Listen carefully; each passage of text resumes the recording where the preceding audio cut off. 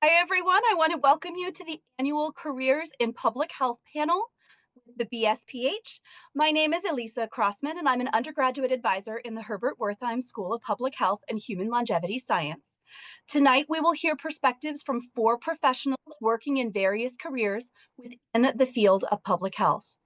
I want to encourage you to use their answers as a starting point for your journey into researching the graduate programs and career paths that are the best fit for you. For more information about graduate school and careers in public health, visit the Planning Your Future in Public Health tab at ph.ucsd.edu/undergrad. I do want to remind you that today's event will be recorded and will be available on the public health website following the event. Our panelist information and contacts can also be found on our website under Advising and Resources on the Past Workshops page. This will be updated within the next several days. Now, I would like to ask our panelists to introduce themselves. Please tell us your name, a little bit about yourself, and what you do. Maybe we can start with Marie. Hi, everyone. My name is Marie Manipud. I was actually a UC San Diego alumni, class of 2021. I did my bachelor's in public health and epi concentration. And I work as a clinical research associate. So what that is I work in clinical trials with human trials, and I am responsible for monitoring patient safety across sites in the United States, and just ensuring that they are being conducted according to FDA guidelines and protocol, and really at forefront of things is that the patients who are participating in these trials are protected and that their safety is always coming first. Great, thank you. Jimena? Hi, my name is Jimena. I'm an alumni from 2023.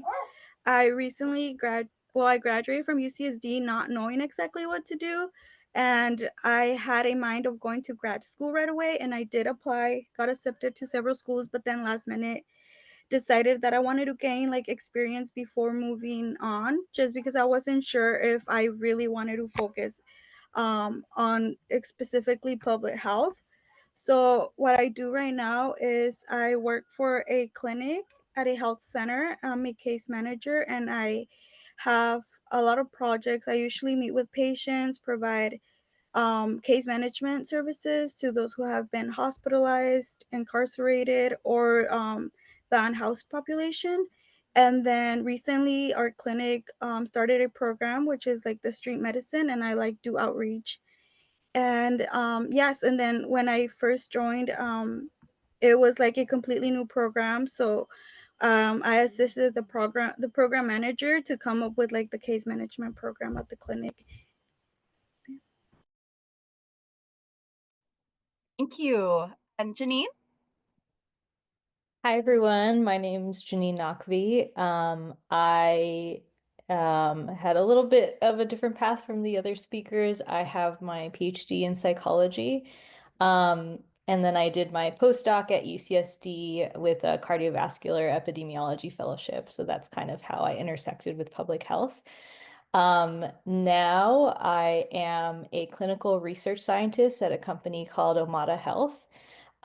They make app-based programs for, they have several different programs, one that's based on the diabetes prevention program, a diabetes program, and a hypertension program.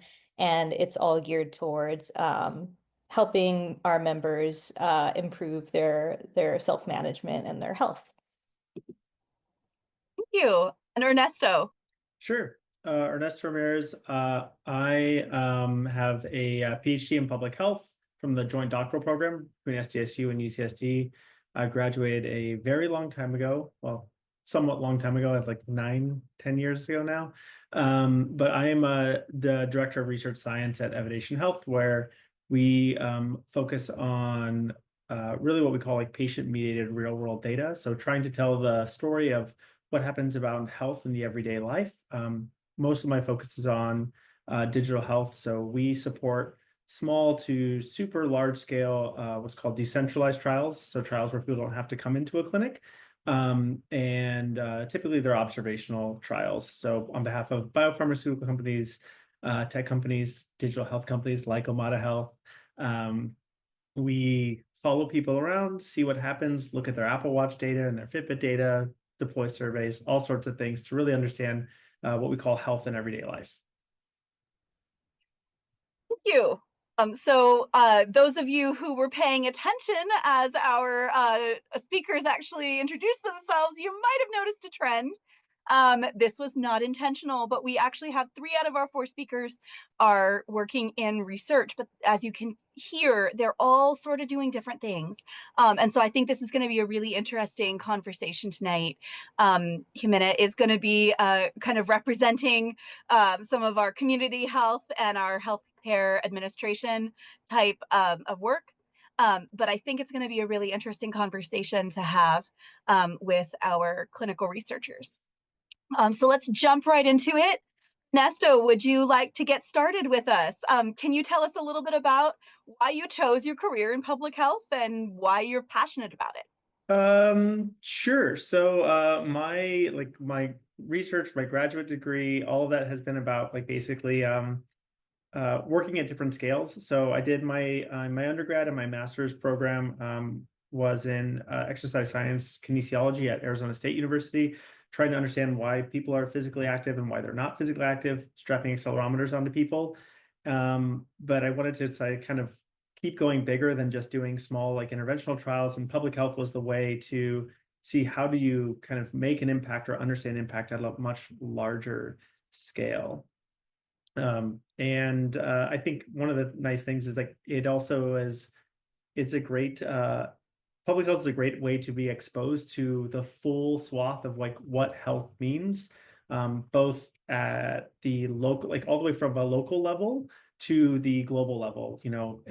That's part of the great training, and especially in the graduate programs, is getting that exposure to things like in San Diego, what's happening at the local healthcare system level, but also the global health issues that are going on. Thank you. Now, Janine, I know that you didn't really do public health until your postdoc, officially public health, but I know that it also touches kind of everything. Could you tell us a little bit about why you ended up in public health?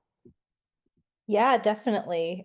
So kind of how I got into psychology was because I was just really interested in the way that people behave and why do they do the things that they do. And eventually I got really interested in how people's relationships affect not only their mental health, which is a little bit easier to think about how those two relate, but also their physical health. The fact that when you're close to someone, they might remind you to exercise, they might cook healthy meals for you. So relationships really play such a big role in health. So that was kind of what my PhD research was on.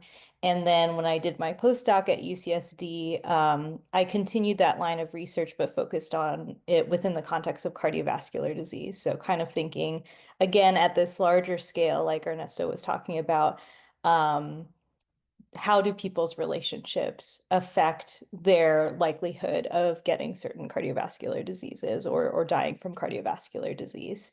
And so, yeah, I really love the question of kind of how psychology interfaces with health. We always talk to our students about how it touches pretty much everything. So that's perfect. Jimenez, can you tell us about why you chose your career in public health? Yeah, so I think growing up I knew I wanted a career in the healthcare field, but I was never interested in nursing or medical school, so I just kind of wanted to be behind the scenes. So I chose public health also just because I feel like it's a good career to pivot into different careers. I feel like you don't have to stay in one specific career. For example, I have gained experience in case management and I like it and I like working with patients. But now I'm interested in getting a master's in healthcare administration and I want to be more into the administrative side. So I just feel like it just has a lot of flexibility to pivot careers. Absolutely. Marie, same question. So yeah, I actually didn't know I wanted to work in public health.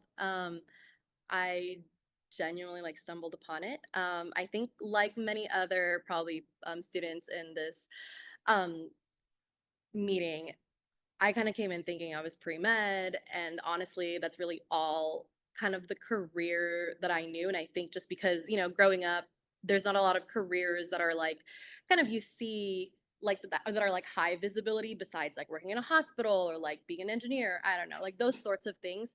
And so I didn't realize there's like a lot of like more background and like niche things that you can get into. And so I actually started first in community health. I was on the ground. I was going through all over San Diego County, really educating populations, specifically with COVID. So this was at the height of COVID. So we were providing free services for them, but also it was at the same time an observational study in which we were trying to figure out what are some of the factors or maybe like some of the reasons why certain populations are very hesitant to like believe like public health research or like what are being put out there by the CDC guidelines. So we're trying to like get the root cause and then try to address them. And then I got into clinical research, which is very different because it's with human trials. So we're at the point where I'm not sure if y'all are familiar with like Build 4. I think it's Build 4, but it's like the lab portion of like biology at UCSD. So there's like the wet lab, which is like preclinical. This is where they're just kind of studying the actual like molecule or IP itself before there's a long history for it before it even gets to like human trials. So at this point, they already have a product and they want to see if like, is this gonna pass through FDA like inspection, but also does it have the data so that we can put out new drug or like a new injection or anything like really in the market. So I got into it because I had COVID research experience, although it's like a little bit more different because at that time there were really a lot of need for researchers in COVID vaccine trials. So I worked on the big four, which is Pfizer, J&J, Moderna, and AstraZeneca. And that's kind of really my intro to things. And when we got those vaccines approved, I was just kind of like, oh wow, this is like actually such a huge like public health like correlation as well. I never really thought clinical research was kind of public health related until at that point. Just kind of seeing like how your work affects a lot of people, not just like in the country, but like in the world. So that really kind of locked me in to the industry. And so now, as a clinical research associate, I work with pharmaceutical and biotech companies. It's funny hearing DCT trials from Ernesto because I know that's also something that they're trying to implement like somewhat in some trials. So I specifically travel all around the country to, sites or universities, clinics, hospitals that are part of these clinical trials from pharmaceutical companies. Like let's say Pfizer, they're putting out like a clinical trial for like maybe like breast cancer. And then you have all of these sites across the country that are part of it. And you're really ensuring that these sites are performing this according to the protocol, where they're performing it according to FDA guidelines because we want to make sure that these patients are being protected and they're being safe because they are vulnerable, right? Like they join these trials because they want to, maybe they're not getting the treatment or like the effect from the currently available treatments in the market that they should be getting. They're not getting better. And so for them, this is like their last hope. And as you know, if you've learned this in some of your public health classes, like they are a little bit more vulnerable to like giving consent. They're like, you know what? Yeah, like let me join this because it's probably my last hope. And so we want to make sure like they're fully informed, that they're being protected, and that these sites are following strict guidances, because we've seen like in history how lack of like guidances and also just like lack of regulation, have had like public health effects, like drugs that are being put out in the market that were not properly researched. And now we've had like birth defects happen. And so we're trying to like prevent that from happening again right now. So that's kind of how I got into it. And it's just really just kind of fell in love with it and just, yeah, never really thought I'd be in research. Love it. Well, we're going to kind of shift gears a tiny bit here because our entire audience tonight is undergrads. And I would love to hear from all of you how your work as an undergrad, regardless of your major, because I know only 2 of you were BSPH majors. Regardless of your major, can you tell us a little bit about what you did as an undergrad that helped sort of guide you and lead you to your career. I know that Ernesto, I know you talked a little bit about what you did.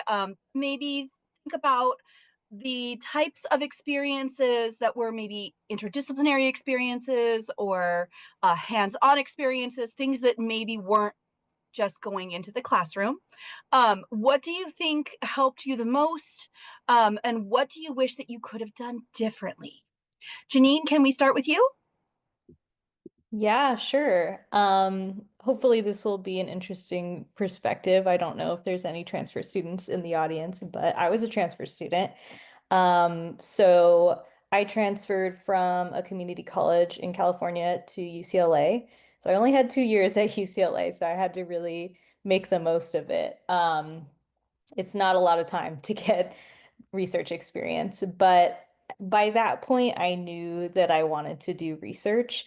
Um, and honestly, from that point until maybe a year ago, I thought I was going to try to become a professor. So there was an inflection point for me. But at that time, that was the plan. I really wanted to do research. And so I got involved in different labs, any lab that would take me, honestly.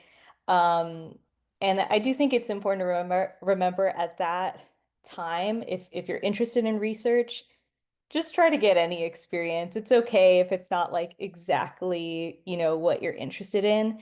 I did research on race relations, and I did my senior honors thesis in people's attitudes towards juvenile delinquency. And I don't do either of those things anymore.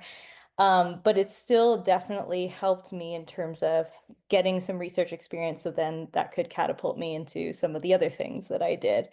So I think just be open to different experiences if you're interested in research. If you don't know if you are, just try it once and see if it's for you. Um, but yeah, try to make the most of your junior and senior year, even if you have been at UCSD the whole time. Try to try to get as many experiences as possible. I love it. That's one of the things that we tell students all the time. Marie? Yeah, 100% agree with what Janine just said. I mean, I think like before I was just as an undergrad, I was like, oh, I have to get like an experience that is like highly like specific to like what I want to do. But honestly, I think as like just reflecting on my undergrad experiences and just like work experiences in general, like I truly believe that like skills are transferable. So it's about how you use the skills that you have obtained from like maybe like an internship or like a part-time job and how you like present yourself. Like you'd be surprised. Like it's really about how you like kind of try to use that to see like where do I fit in with like maybe like these requirements that they're looking for like a job description. I think my first part-time job at UC San Diego was I was doing data entry for a clinical trial. I mean, I did not even know what clinical trials were. I was just like, I'm entering data, I'm getting paid, like that's really all I cared about. And like, I was like making a lot of mistakes, and then eventually I kind of started to like try to learn more. I'm like, okay, what is this research about? It was for HIV research. I don't know if any of you have been to the UCSD Hillcrest area. They run a really big HIV research there. I think they've been around for like 25 years or something. They're always looking for students actually to like enter data because it's very menial and like no one really likes to do it. But then over time, I was like, I kind of started to talk to people. I started to talk to the clinical research coordinators. They're the ones who see the actual patients that are part of the trials. They conduct the visits, conduct the assessments, they interview them. And then I'm like, oh, what do you do in your job? And then kind of from there started to like really research like myself, like what are these other functions in this like research site? And then I started to kind of put things together, and I'm like, oh, maybe I'm interested in this, or like maybe I'm interested in like what my supervisor's doing. And then I would like really try to like look at what they're doing, try to look at what the qualifications are, or like what kind of required skills are needed.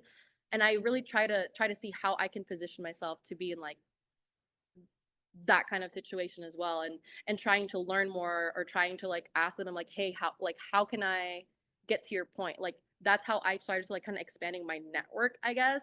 And that's one of the biggest things that I can say is like networking. And even if you think it's like not networking, you'd be surprised, because one of my first jobs in the CRO industry, contract research organization, was actually from this girl that I met through my study abroad. I studied abroad while I was at UCSD. I don't know if anyone's in Revel, but I did Revel in Rome. And this girl and I, we were in the same cohort together.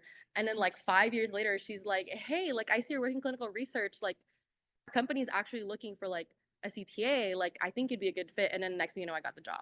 It's like you would just be surprised at like what kind of people you'd meet. And that's why I'm like, it's really important to like present yourself like very well, but also yeah, just try to engage yourself with folks. Try to also engage yourself in available opportunities out there and always be curious and like always just try to like see what kind of skills can I apply to like certain things, and don't ever just like, you know, minimize what you're doing, because you never know how those skills can transfer to other things as well. Thank you. Nesto, can you talk a little bit about your undergrad experience? Sure. Sorry, my daughter might come in here a bit. But I have a very circuitous route to public health. But my undergrad is actually my undergrad is actually in finance. Weirdly, and decided apparently too late in the game that finance really wasn't for me. A little bit more too much of a bro culture there, especially where I was going to school at the time. And then decided to get a minor in exercise science, because why not do something that was fun? And you got to do you got to take sports classes back in the day, which was cool. I got to learn how to play soccer and softball and things like that. But one of the things that was really important in kind of my trajectory was during the last part of my senior year there, I started getting involved with research in the kinesiology department. It was someone that just, same as what Marie was saying, someone just needed someone to enter data. Like, hey, take these surveys, translate them into numbers in a spreadsheet or into SPSS, which is the system we were using at the time.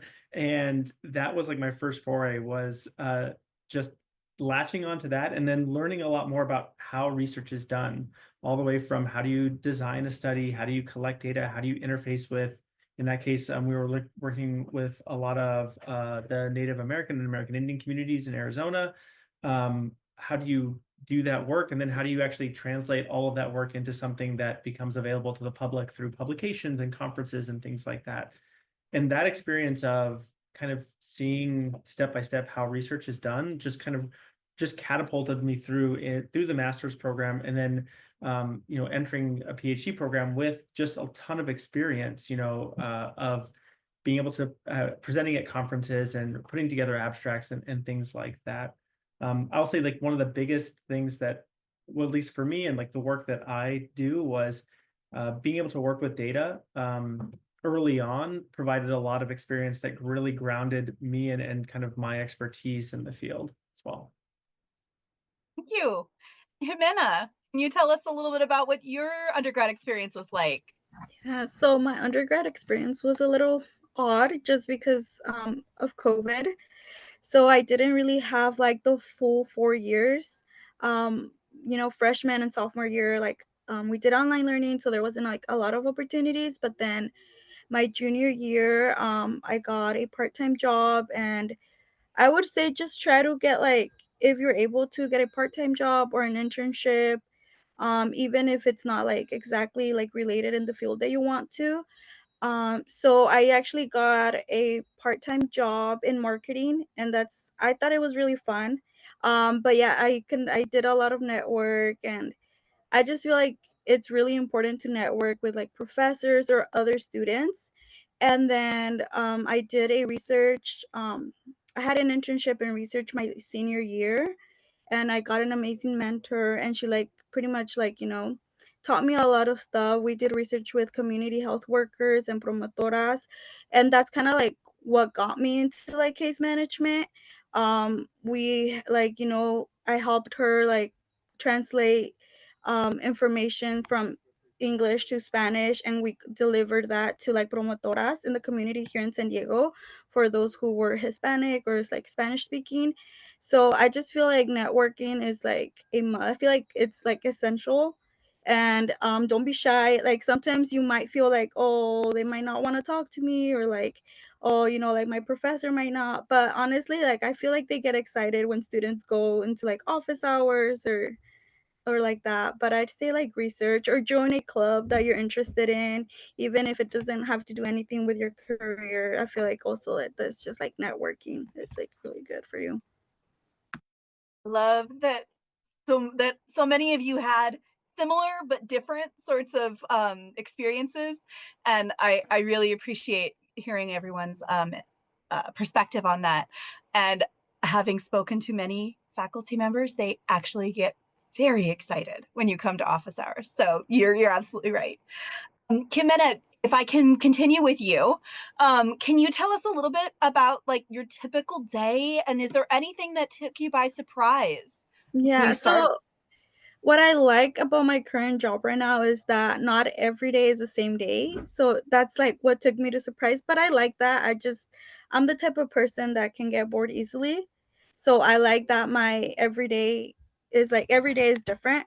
So some days I do assessments or what we called intakes. We get a lot of referrals for like our patients in the clinic needing case management services.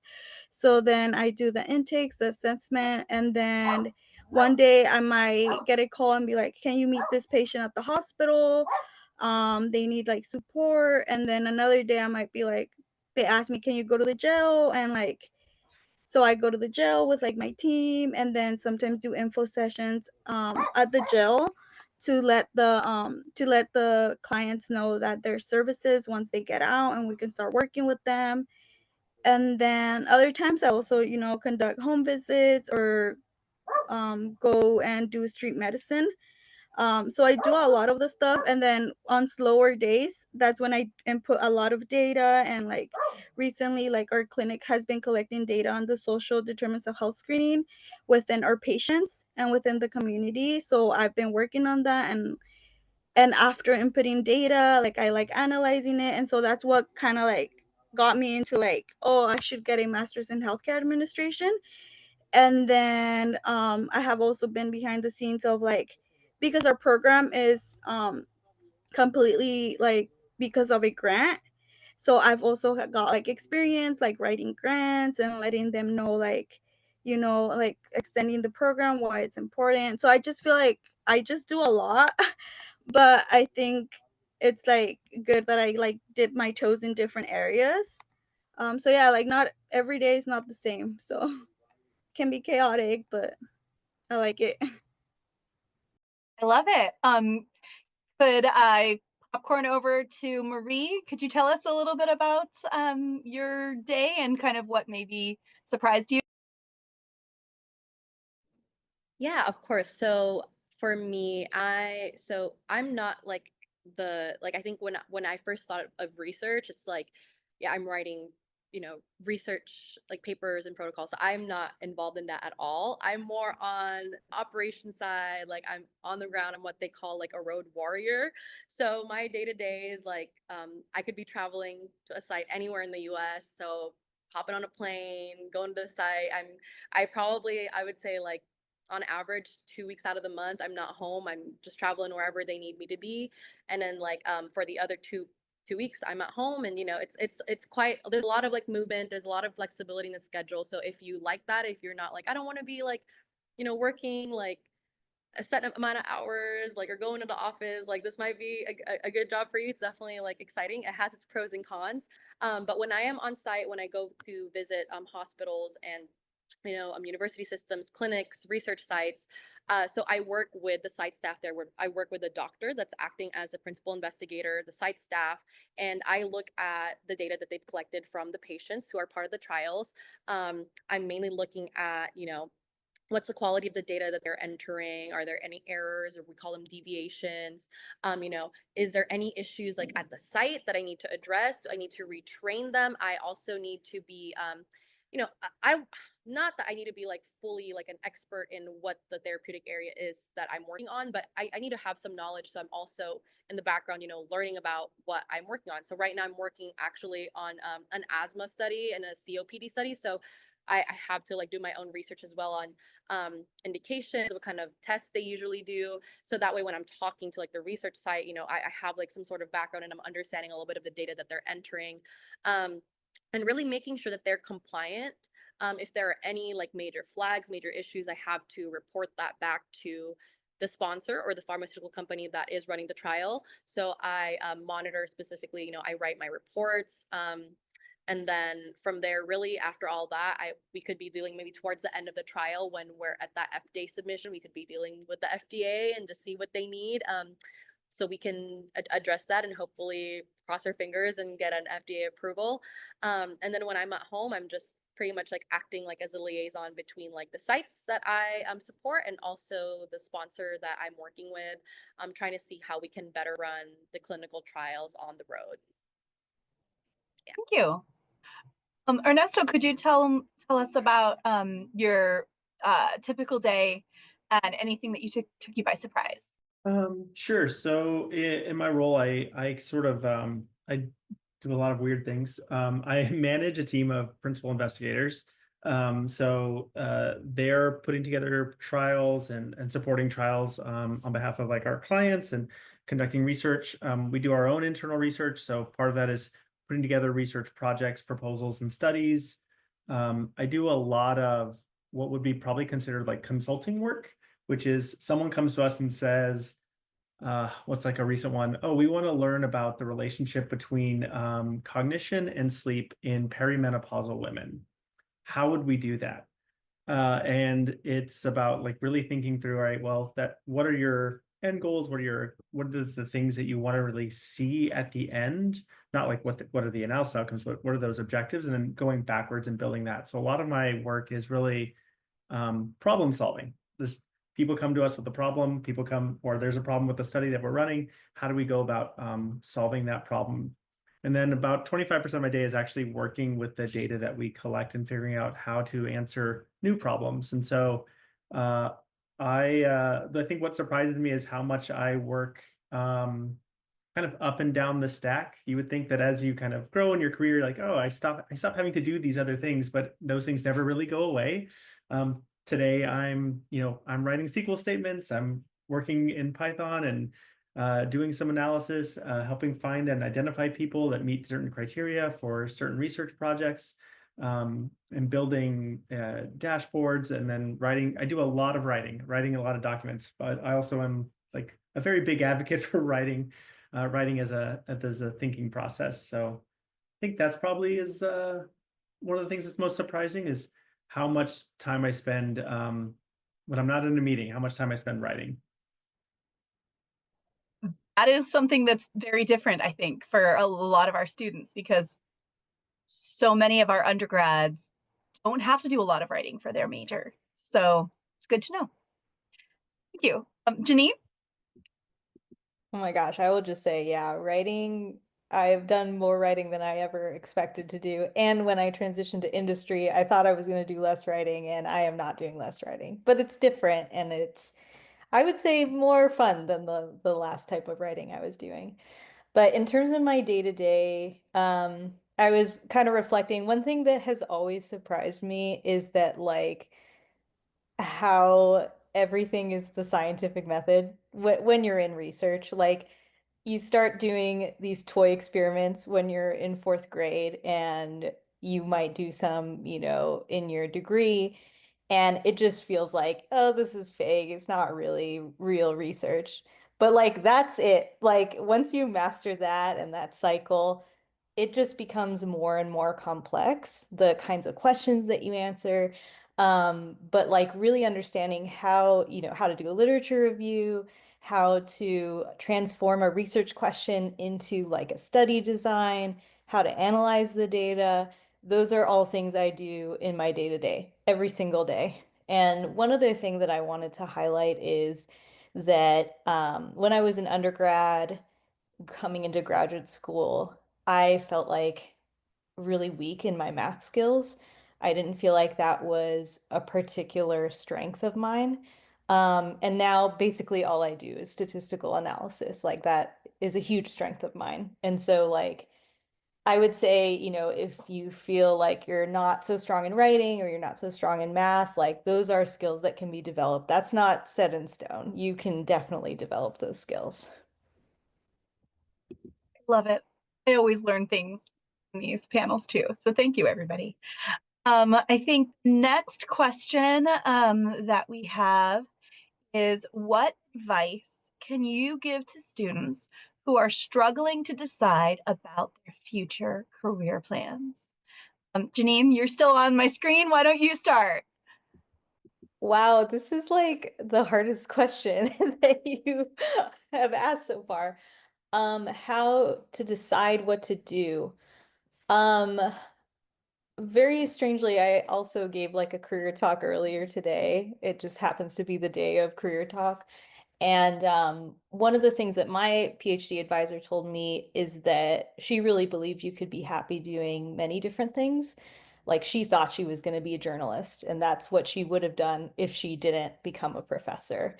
And so I think your path is determined by the choices you make, and there's not really a wrong path. Like you might go into this lab and then you figure out, oh my gosh, I'm so interested in this. Like, and that just happened by chance.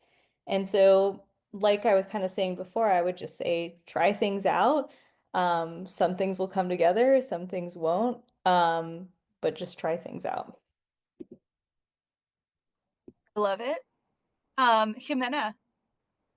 Yeah, I agree. I think it's important to explore like other options or like any other options that you're interested in.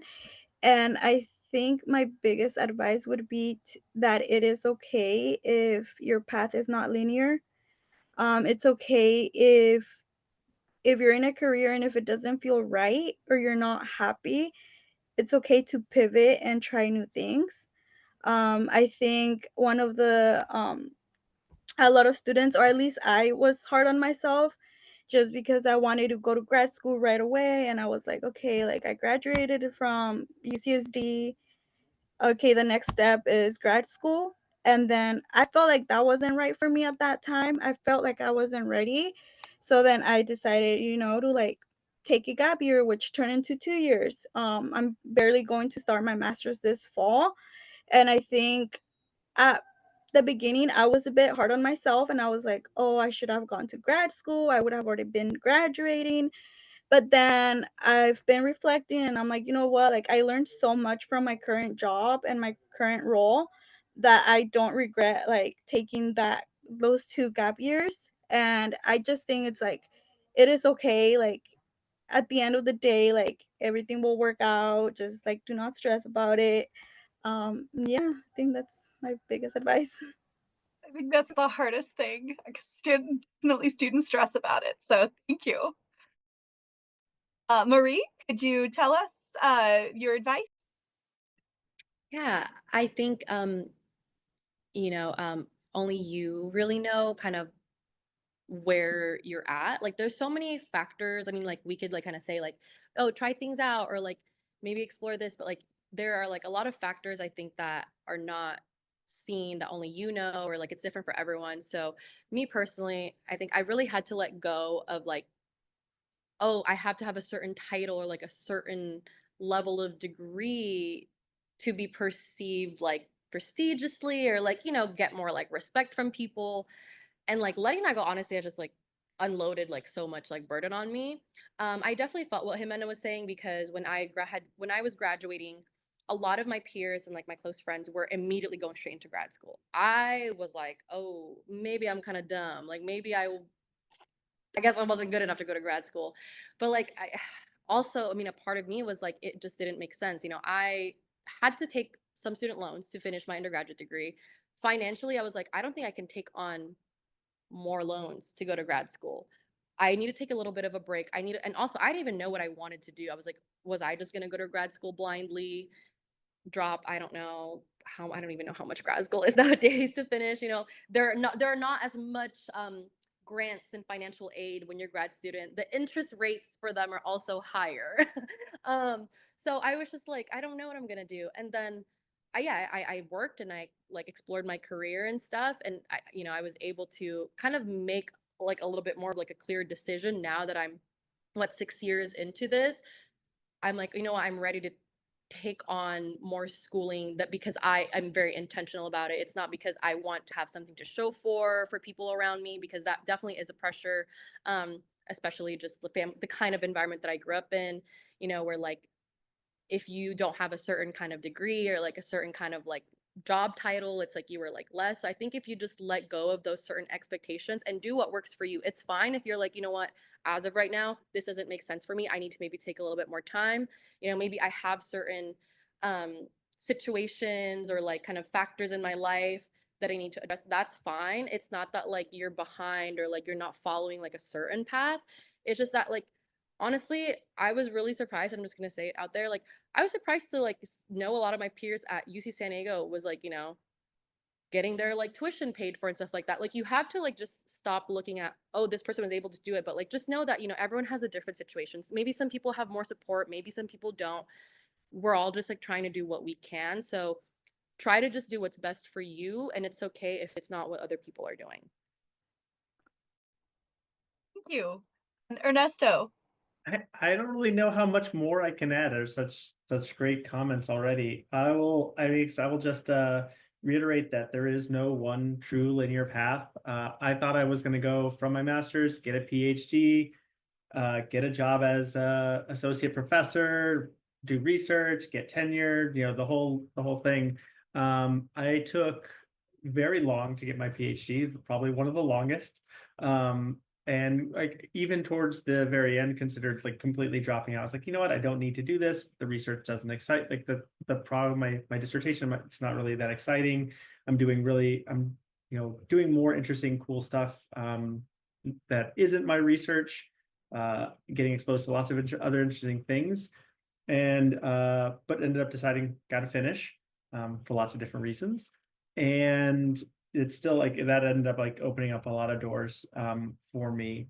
I will also say that one of the things that's always stuck in my mind is something actually my mom told me. Both my parents are educators, and she was very clear, like, you know what, you don't have to worry about finding the right job because the average person changes their job like 7 or 8 times during their career. We don't, it's very rare these days for someone to get a job out of college and say like that, this is my career now, and I will do this until I retire, till the end.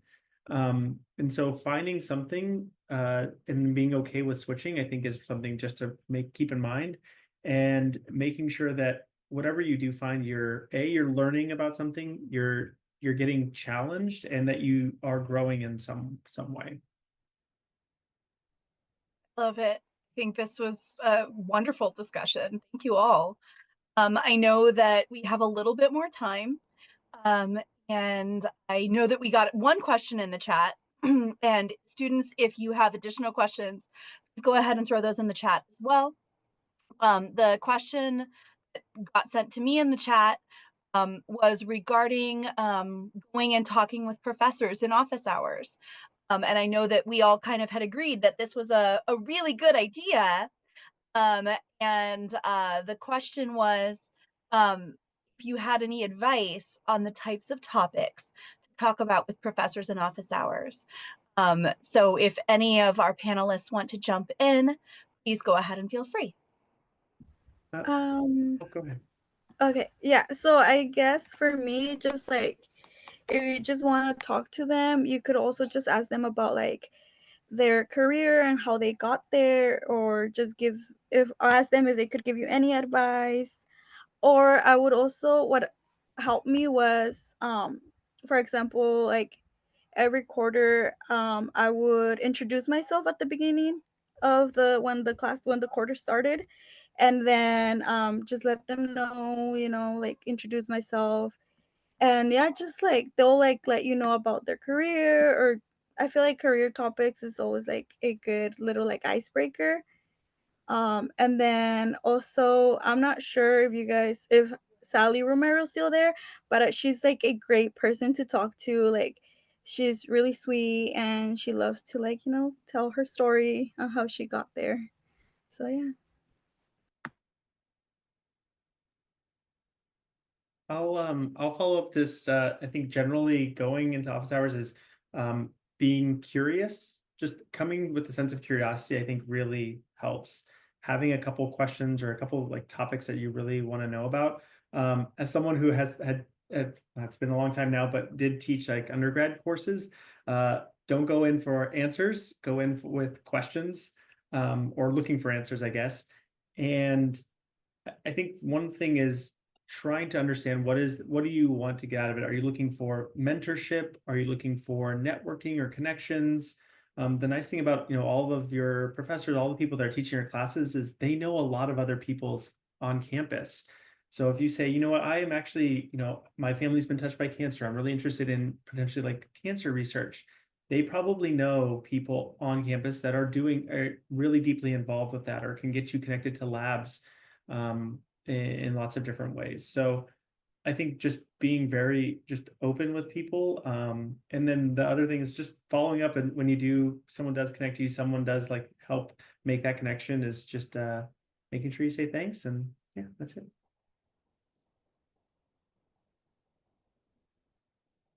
It's super helpful. Thank you both. Do any of our undergrads that are here have additional questions that they're going to throw into the chats?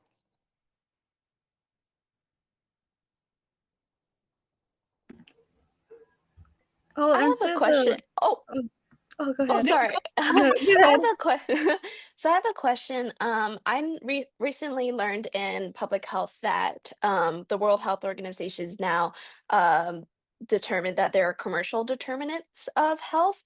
And so initially I was a business major and I just recently switched to public health major with a concentration in epidemiology. And I've kind of had a huge interest in like kind of the intersection in like business and public health, more specifically with marketing. And do you have any like tips and advice for like, because I feel like it's a relatively new thing. So I'm just curious about what is some good advice for like from now into the future on what I should do to prepare myself. Of course, I'm looking into internships, but I'm like really interested in kind of the marketing aspect because I know that is a pretty vital link between public health and communicating with the people in the community. I can pipe in here. Two things. One is you should look into an organization called Building H, which is Building Health. Started by some really smart people, and they're really very similar, looking into the same things. They started a really amazing project to give businesses scorecards based off of how their products, their businesses, their kind of commercial endeavors impact health. Oh, thanks, Janine. Put the website right in there.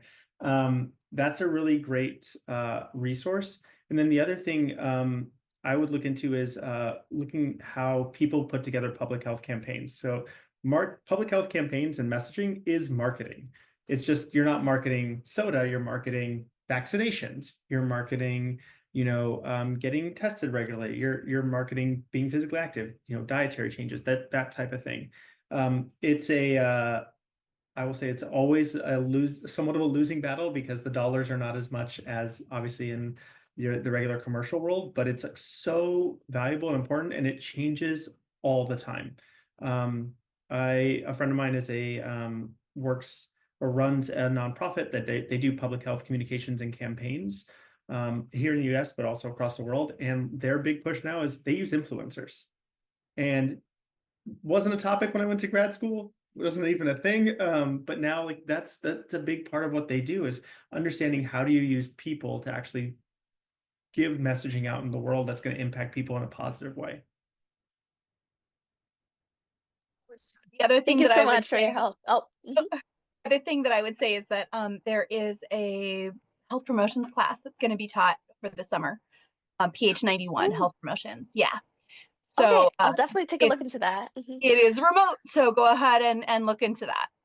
Okay, thank you so much. You're welcome. So I quickly wanted to answer a question from a student that was asking what grad program I was planning to attend this fall. So I'm also interested in like business a little bit. So Chico State has a program that it's an MBA, but it also has like different concentrations like program management, leadership, healthcare administration, and I'm doing the one in healthcare administration. So yeah, and I'm doing it online just because it works best for me because I want to keep my full-time job. But I would also suggest like looking into grad programs online. Because there's a lot of programs online that could honestly like be they're super flexible. So yeah.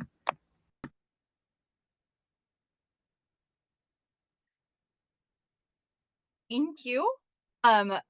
There's another question in the chat that asks, did any of you consider being on the front lines of healthcare? This student says, I know Marie specifically mentioned she was pre-med, and I was curious how she knew she wanted to switch or pivot from pre-med. Yeah, I can answer that. I did work a little bit in the front lines. Maybe my experience is a little bit more extreme, so take that with a grain of salt. But I was volunteering for a really long time. I think like 4 years at Sharp Hospital in San Diego. I mean, I was floating in all different kinds of departments, pretty much, assisting nurses and such, really deep in the patient care.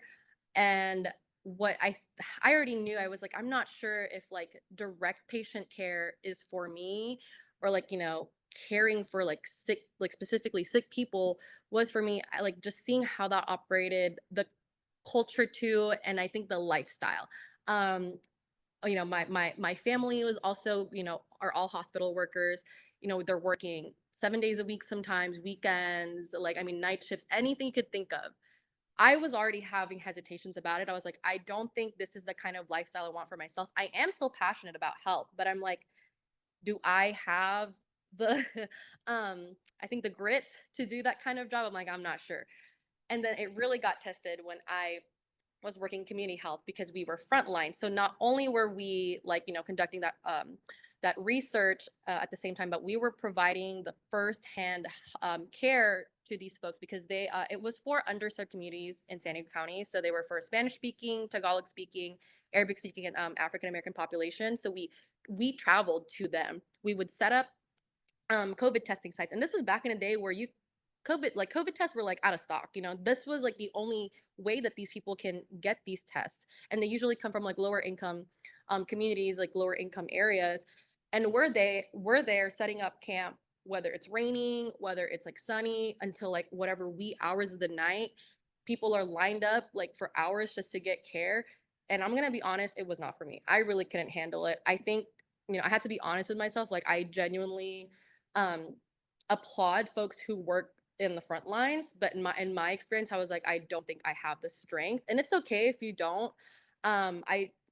I think for me, I was just really like, yeah, I'm pre-med, but it's because, like I said, there was a lot of like pressures, like from, like my family and stuff, to be like, oh, you should like achieve to like be a doctor or something. It's like a very prestigious like title, but like after seeing kind of what really goes down in it, I was like, this is not for me. So I think explore it, see for yourself. I have friends who worked as like CNAs, EMTs.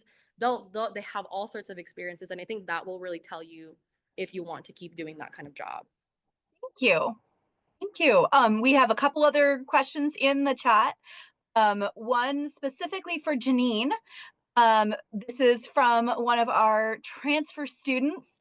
Janine, do you have any advice or tips for transfer students to get involved when they're on campus within those 2 years?